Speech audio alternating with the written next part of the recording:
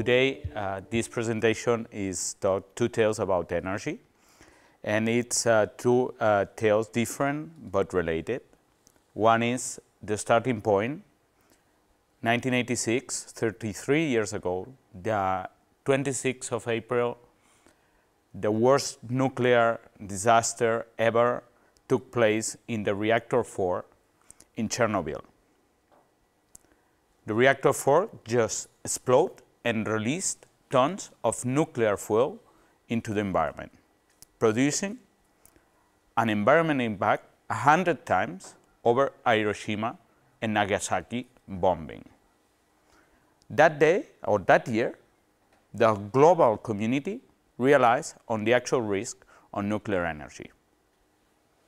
And the next transition was to go on coal and fossil fuels. On 2007, Al Gore and the global warming activist, in the last presentation my colleague introduced it, scared and warns the global community on that documentary, An Inconvenient Truth, on the actual risk on global warming. Curiously, after both events, the introduction of renewable energies just boost, starting with the wind and currently the solar. And that's my starting point. I can say that's this next history is my history. And it's by this time on Al Gore, I was working on research on failure detection on electrical machinery. That research leads to different awards and different publications, conferences, and also patents. But in the university or in the research institute I work for, there was no any actual product. But by attending many different conferences and attending and reading many different technical stuff, I realized what is called currently the energy transition. That is related of coming from a fossil fuel-based technology to a more electrical technology.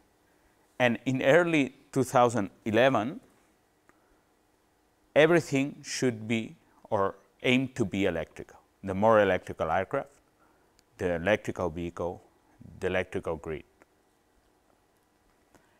Being electrical introduced enormous challenges, big challenges, because once you think in electrical and you think in renewables, you will find instead of having a centralized model of energy creation, a distributed and unconstant model of energy creation. To handle this, utilities, energy producers, that's a mess. And there is a need on another technology who was boosting in that period, which is digitalization.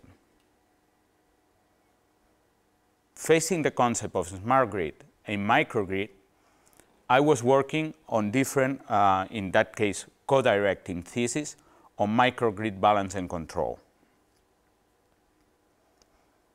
And finally, I found out a challenge, an immediate challenge to tackle it. That was failure detection in wind turbines. 3% of the wind turbines, 3% of the time at least, are stopped due to failures. In all wind farms, that figure hikes up 10% of the time or even the 30% of the time. Enormous losses worldwide. Facing that, and after 2 summers in a row in Stanford, at Stanford University, learning about how to create a startup, I decided to take the most thought decision ever. In Spain, facing about 50% unemployment on youth, I decided to quit a stable job and co-found iTested, being father of 2 young children. Now I'm father of 3, so my life turned out to complicate more and more. So in that period, I decided to quit a stable job, to quit a stable revenue, and just pursue my dream and happiness. The starting point was technology. And in a nutshell, what we do is crazy technology based on starting in data analytics, signal processing, power electronics, and the starting point is to come up to know which is the product market fit. Find out which product we can develop. That was our starting point in a garage, 2 co-founders and a fellowship from the university, working together on blood, sweat, and tears to build up a company. But being an entrepreneur is something much more bigger and challenging than just technology. It's about facing competition. It's about communication. iTested turned it into a Smartive brand. It's about dealing with finance, and understanding the market, promoting abroad. It's a complete learning experience on business development. Totally complete. Legal, investment, everything. In 6 years, Smartive, or iTested, has get enormous awards. Most innovative company in Europe, SME company in Europe on 2016. We have participated in different acceleration programs, one of them InnoEnergy, and the most important one. We've been named as one of the leading companies in the energy transition here, and we reached the market. And this year, we are partnering with Microsoft and Schneider. The challenges were to build a team, a passionate team, that are committed with the project. We're keeping doing research, and now I can say we do have a product, and this product is on the market, and we are proud of that. But that presentation is not about any successful history, because Smartive is not a success yet. Smartive is currently facing financial troubles. We're about to close a new investment round. If I do not close that investment round, Smartive will go on bankruptcy. And that is what the other side of the coin any entrepreneur must know, which is hidden. Entrepreneurship experience is about taking risk. It's about me putting all my savings and all my family savings on the company. It's about me this year guaranteeing with my personal assets, I don't have, but on banking, because trying to finance a company that has been 6 years in a row on non-profit in Europe, it's tough. And that leads me that year into depression disease and anxiety disease, and that's real. But now, currently, today, fully recovered. That anxiety disease leads to burn €1 million investment in 1 year. That's true. And that depression disease and that situation allows me to talk about why makes sense anyone to consider an entrepreneurial period of their life in the energy. I co-founded 6 different startups. 3 of them are profitable today. 2 of them which are the same one, are not profitable. And the fourth, it's on bankruptcy right now. I'm struggling with banking, how we're going to manage with the debt. And that's the reality. And why any one of you should consider an entrepreneurial? Because of the current actual situation. Young lady going to the UN and bullshitting all the politicians against the climate change. Celebrities supporting that message. And what's going on in the industrial world? The industrial world, Schneider, Acciona, Siemens, and major companies are also taking action on the energy transition, on the digitalization of the energy. So it doesn't matter which kind of technology are you passionate on, blockchains, artificial intelligence, fuels like were presented. Considering an entrepreneurial, it's challenging. I can say after 6 years that I'm a better professional than 6 years ago. And I learned much more on this period than in a business school at Stanford, than during the PhD, than in any other. So if I lose my money, I will get a lot of insights on what an actual business is.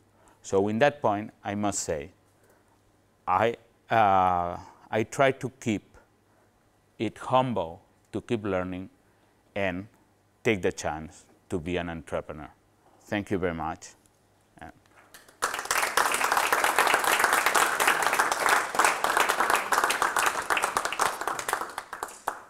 The practice was better, so. Well, I think this is where your best.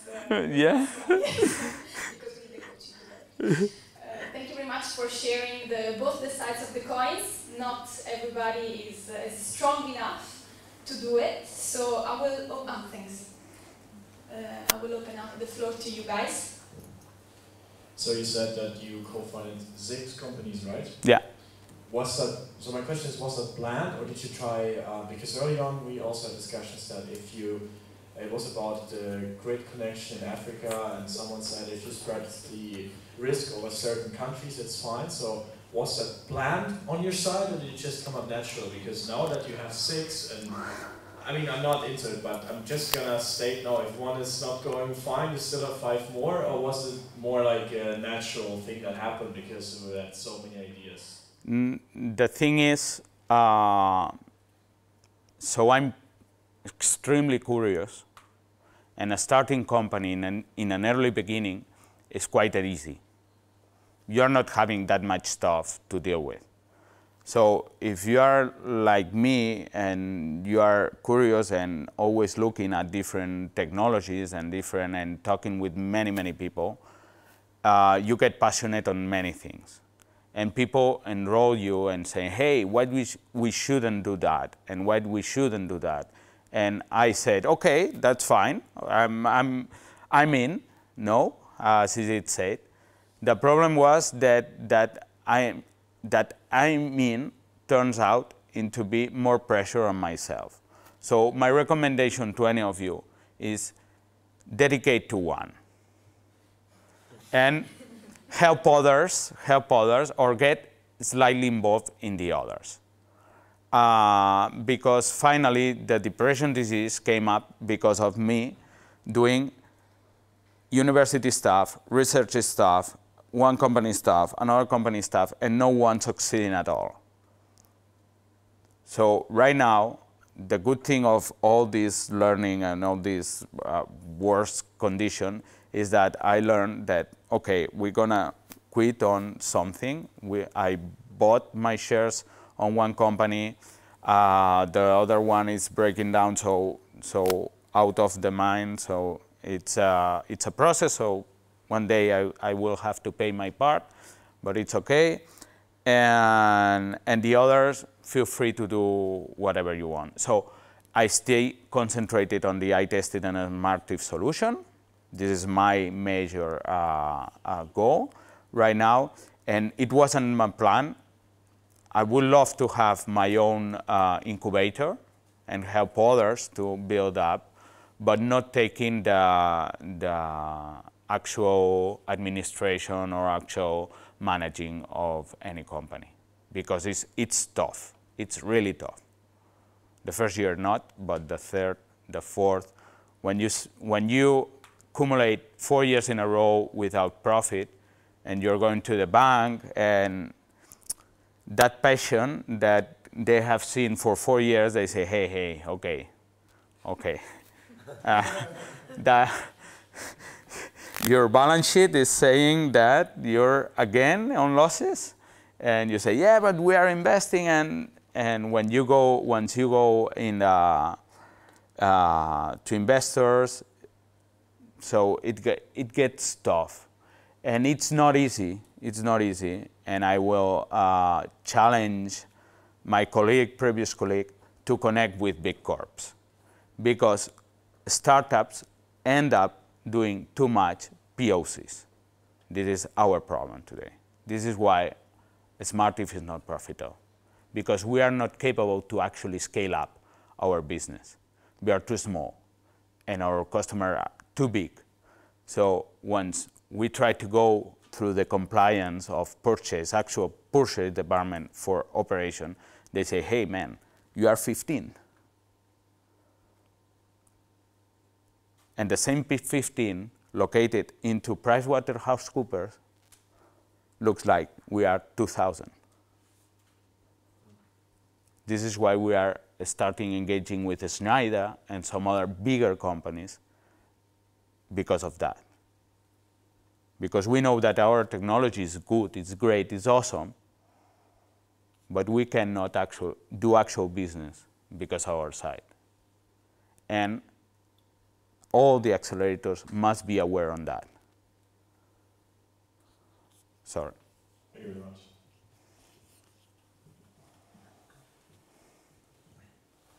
So when you were in your bad moments, what helped you to get out?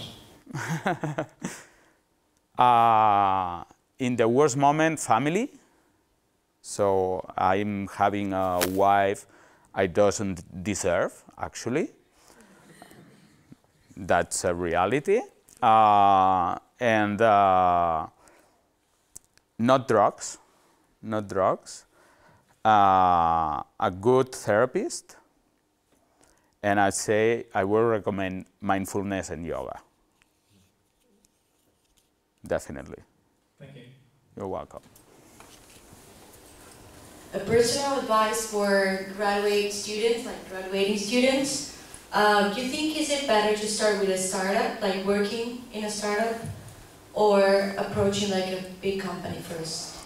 I've been in big companies, like ABB, for example. I've been in research, because my PhD was while working. I wouldn't dedicate my life just on research. And I would say I should have done that entrepreneurial earlier. So I started entrepreneuring with having 2 kids. I went to Stanford on my first children birth. He was 6 months old. My wife freaked out. But that was a funny story with my wife and my employer in that point. And I recommend you, now you are having not that much to lose. So probably none of you are really engaged on someone. Probably you are not building the family. So if you spend some money, how I see it is maybe if I lose 50,000 euros on that entrepreneurial right now, well, right now I can lose a little bit more, but it ends up to be like an MBA program. The good thing about entrepreneur is that is it real? And you're gonna get much more insight on doing that than on being in the business school. And So your advice is start if you're having an idea, or you know anyone that have an idea in which are you engaged, I strongly recommend you to try it. You will not lose anything. You will lose nothing. Nothing. Thanks a lot for sharing your experience. It's really insightful also to see like the darker side of entrepreneurship. There is a Swedish conference I put at the horror story of, you can check it. Okay. It's real. It's in Sweden. You know it? How's it called? The horror story of, it's in the depression. Yeah. The startup horror story. It's a conference in Sweden. Yeah, no, in Norway. Oslo, sorry, in Norway. My question is more related to policy, because you've seen like the United States way of, I guess, supporting startups and entrepreneurship, and you have the first-hand experience in Europe. So my question to you is, why do you think Europe lags so much behind the US in terms of harvesting entrepreneurship and taking a bit the risk and the pressure in entrepreneurs? There are many differences. First of them, so I've been living in California and Boston. I haven't said that. In Smartive, we are considering going there and having business in there. So I spent a month trying to develop and knowing the environment. The good thing about the US is banking is willing to take a risk. So in Europe, yesterday I was, not yesterday, it was, yeah, no, on Thursday I was on my banks because of the failure of that startup. And they say, hey, we are taking the risk, you put your personal warranties, and we let you keep on going on with the money. We're gonna spread the loan, we're gonna reduce, but you need to put your own warranties, your personal warranties. And my thoughts were, which risk are you actually taking? Because you're giving it to the entrepreneurs, the actual risk of financing everything. And in Spain, the law says that you will respond not only for your personal assets in the present, but also in the future. So that means that if you get engaged in some debt with the banking, you will be paying for your whole life. That doesn't happen in the US. In the US, you go there and say, hey, I'm doing that stuff. And they say, okay, we take the risk or we don't. The thing about the US market also is that you are tackling a 300 million at the same time market. That in Europe, you are tackling 40 million in Spain, then you have to move a new regulation in Germany, 80 million. Now you have to move, and the mindset of each one is completely different. If you're trying to do business in Germany, you must be in Germany, you must speak German, and you must have 6 German surnames or family names in order to be considered. But if you want to be in France, I'm struggling for 2 years, 3 years in German, coming to Hamburg, Husum, Rostock, and everywhere. We know that but I don't speak German, and I'm not German, and I'm not German-based. And in France, it works the same. In the UK, it's different. This is why we co-found Smartive UK. They're more business-friendly. So that means, for you, being an entrepreneur in Europe means to understand this. And being an entrepreneur in the US means that you're based in, let's say, Boston, let's say Texas, Dallas, let's say wherever, you can spread all over. They only ask you to be in the US. That's another. You cannot do business, it's not feasible to do business from Europe in the US, actual business. You need to have a US-based company, at least for a small company like a startup. Okay, I wanted to add something Let's discuss. I do prefer that. Yeah, I think that, I mean, I lived in the Bay Area for a while and now here. And I think it's not fair to say that US is ahead and we're back. I don't think that it's the case. I think US is great at like one thing, which is like large investments, flashy startups, like really insane growth, like, you know, as much money as you need for marketing, you get that from the venture capitalists. I think what Europe is great for is that there's amazing talented workforce, which is really hard to come around in the US. There is more public money that you can find for like early like testing ideas and that kind of stuff, which is not always like what you need, but in certain cases, and I think that's what led to different kind of startups in Europe. And what I've seen in like Aalto University, for example, or like Stockholm itself, is that there are really technical companies that sometimes exit earlier than US companies, but they make really amazing technologies, sometimes out of university, and capitalize on that and move forward. It's not like we don't grow like Facebooks in Europe, but there are some really cool startups here that do like amazing innovation, very high technology. So yeah, absolutely. But to me, the point is more that we do have super good research and technology development, but then suddenly the startups don't reach this scale-up phase. Like it's kind of like in this TRL, like in between being a fully commercialized product and doing research in applied technologies. It's my point, it is. Yeah, and also I think there's like a big differentiation between, let's say, energy startups and IT startups. Because IT you can grow in the garage to like millions of users. For like energy startups you need like really huge amounts of investments, and usually that's not something that you can grow very fast to like really huge scale. So again, I mean, I agree with what you notice is definitely the fact that there are different company size, and I really value your input. I think it's definitely like Europe is way more fragmented, and that leads to kind of like different companies, but I think that there are advantages to one side and the other side of the Atlantic Ocean, and you kind of need to pick what you want to grow. I would say that's personal experience. I went to Stanford, thanks of a prize, on the IT state idea business model. Was awarded as the best in our region, and they pay me 15,000 euro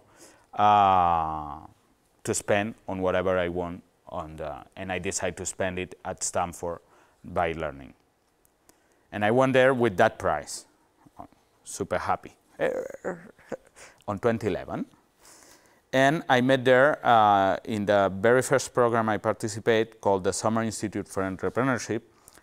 We built up a team to come up with a new idea of an app to help mental disease, eating disorder.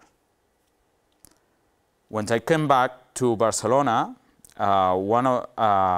during that program, in a month, we built up some kind of a business plan, and we presented to the community. So the leading of that group, two of us were offered to stay with a fellowship at Stanford. I didn't get it because I got one child and one mortgage, and it was difficult for me to move out there. But the other girl, Jenna, built up that company. In 3 months, she got the fellowship, the investment, the initial investment, the company, and the product in the market. 3 months. I co-founded, I tested 2 years before. Supposedly, I got the best innovative and entrepreneurial idea on technology in my region. And to reach investment took me 2 years. If I think in when I started doing the business plan, the very first business plan, the one who was awarded, it means 1 year more. So 3 years to get an investment plus 3 months. That's a huge difference. That's a huge, and that is something, that is why when I proposed Jenna to come, she said, hey, I'm in California, so I'm in San Francisco, I don't care about the Barcelona World Mobile Capital bullshit. And this is why I co-founded Health Up, because I was pushed by our government to say, hey, that's awesome, we are the mobile world thing, and just co-found it and just do it. And I did it. And there is no market on digital health in Spain, so that leads to bankruptcy in 6 years. So, yeah, please. I wanted to add to that question, Marco, the founder of Clean. Thanks for the honesty, first of all, but you said you wanted to start an accelerator. So all the learnings you made over the time, I think you want to give to the next community. Do you have like a list of investors that invest in energy, which you could recommend? I know there's a lot of VC lists from Techstars, for example. I mean, we have energy now in Europe, but you have like the insights where you would recommend in the different stages. Investors? The thing it depends on which is your business. So, my case right now, I do have the opportunity to get money from a VC. The company, it's really working. The technology is awesome, and we do have the clients.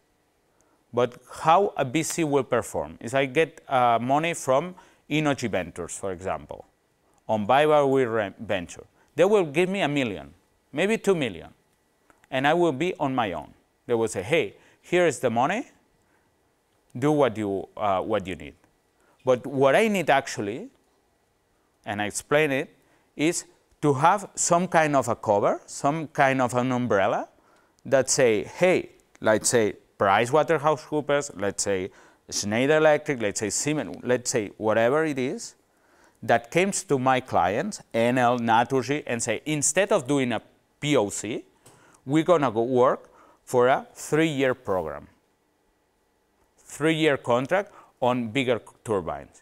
And don't worry about the compliance or how many people or how much financial. I'm the whole group. I'm part of that group in some way.